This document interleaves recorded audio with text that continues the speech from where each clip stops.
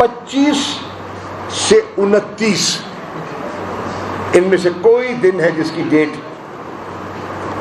کا اعلان کل کر دیا جائے گا، اور اس ڈیٹ پہ آپ نے روانہ ہونا ہے اسلام آباد کے لیے۔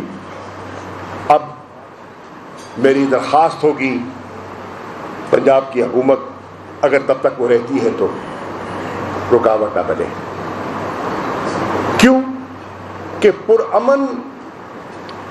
اجتماع according to the Constitution of Pakistan, right to association and right to assembly is a fundamental right، اور ہم اس رائٹ کا تحفظ کریں گے۔ ہم نے کوئی توڑ پھوڑ نہیں کی،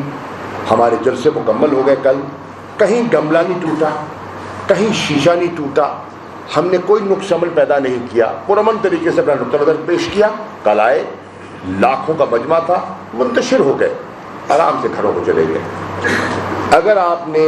کنٹینر کھڑے کیے، گرفتاریاں کی، رکاوٹیں ڈالی، تو ذمہ داری اور ذمہ دار آپ ہوں گے۔ میری آپ سے گزارش ہوگی جنوبی پنجاب کے لوگوں سے، آپ نے جو تاریخ کا کل اعلان ہوتا ہے آپ نے نکلنا ہے، اور آپ نے کنٹینرز ہٹانے ہیں، رکاوٹیں عبور کرنی ہیں، اسلام آباد پہنچنا ہے۔ فرض کیجئے اگر آپ سمجھتے ہیں کہ پہنچنا محال ہے، کیونکہ ہماری اطلاع کے مطابق یہ بھی ہمیں خدشہ ہے کہ ہماری کال کے بعد انٹرنیٹ سروس ڈسکنیکٹ کر دی جائے گی، ہمیں یہ بھی خدشہ ہے کہ ہماری کال کے اعلان کے بعد پیٹرول پمپس سے ڈیزل اور پیٹرول غائب ہو جائے گا تاکہ سواریوں کے لیے پیٹرول دستیاب نہ ہو۔ ہمیں یہ بھی علم میں آیا گیا ہے کہ ٹرانسپورٹروں کو دھمکی دی جا رہی ہے کہ ان کو گاڑیاں اور ٹرانسپورٹ مہیا نہ کی جائے۔ ہم کوئی مفت نہیں دے رہے، کوئی ڈی سی کمشنر ہماری گاڑیاں پکڑ کے ہمیں نہیں دیں گے، ہم تو اپنے وسائل سے لیں گے، لیکن ان کو دھمکیاں دی جا رہی ہیں۔ اگر ایسا ہوتا ہے تو پھر میں عرض کروں گا جہاں جہاں رکاوٹ بنے وہاں اسلام آباد بن جائے، جہاں جہاں رکاوٹ بنے وہاں ڈی چوک بن جائے، اور قانون کو ہاتھ میں نہیں لینا، توڑ پھوڑ نہیں کرنی، گراؤ جھلاؤ نہیں کرنا،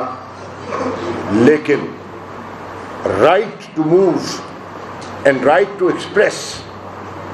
بالکل اس کا اظہار کر رہا ہے۔ اور آپ نے بالکل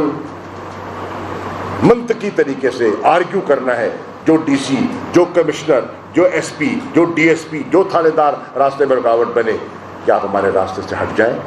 اور ہمیں اپنی منزل کی طرف جانے دیں۔ اور اس کے باوجود اگر کوئی رکاوٹ ڈالی تو پھر سینٹرل لیڈرشپ کے اعلان کا انتظار کیجیے گا، سینٹرل لیڈرشپ کے اعلان کا انتظار کیجیے گا۔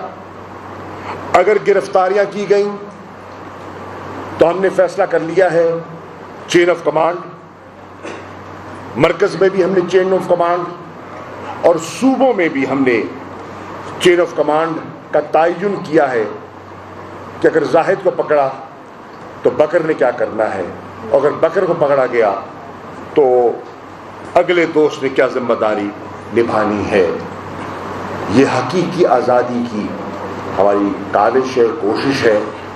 اور اب میں سمجھتا ہوں کہ پاکستانی قوم ایک فیصلہ کر چکی ہے، امپورٹڈ حکومت کو مسترد کر چکی ہے، اور حقیقی آزادی اور غلامی کی زنجیریں توڑنے کا ارادہ کر چکی ہے۔ تو انشاءاللہ اس ارادے سے ہم نے آگے بڑھنا ہے۔ Thank you.